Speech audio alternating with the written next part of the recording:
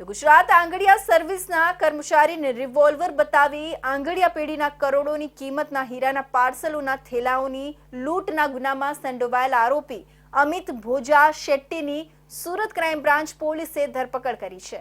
તસવીરોમાં દેખાતો આ આરોપીએ પોતાના સગરીતો સાથે મળીને ગત 3 સપ્ટેમ્બર 2023ના રોજ સવારે સરથાના વિસ્તારના ગુરુકૃપા અડંગ હાઉસ પાસે રામદેવ ટ્રાવેલ્સના લક્ઝરી બસમાંથી ગુજરાત આંગડિયા સર્વિસનું કામકાજ સંભાળતા જગદીશભાઈ રાયચંદાસ પટેલ નાઓ આંગડિયાના હીરાના પાર્સલના 5 જુદા જુદા થેલાઓ લઈ પોતાના આંગડિયા પેઢીની ઇકો કારમાં મૂકવા જતા 5 થી 6 લોકોએ રિવોલ્વર બતાવી ધારિયા વડે ફરિયાદના કારના કાચ તોડી કારમાંથી આંગડિયા પેઢીના કરોડોના હીરાના પાર્સલોની લૂંટ કરી ફરાર થઈ ગયા હતા।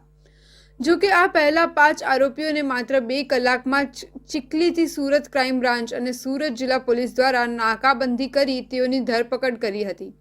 ત્યારે મુખ્ય આરોપી અમિત ભોજા શેટ્ટી ભાગવામાં સફળ રહ્યો હતો। આરોપી વિરુદ્ધમાં મુંબઈમાં અલગ અલગ લૂંટના કુલ 6 ગુનાઓ નોંધાય છે। હાલ આરોપીને વધુ પૂછપરછ ચાલી રહી છે। આ રીઢો આરોપી અનેક જગ્યાએ લૂંટ કરવાના ગુનામાં સંડોવાયો હોવાની માહિતી સામે આવી હતી।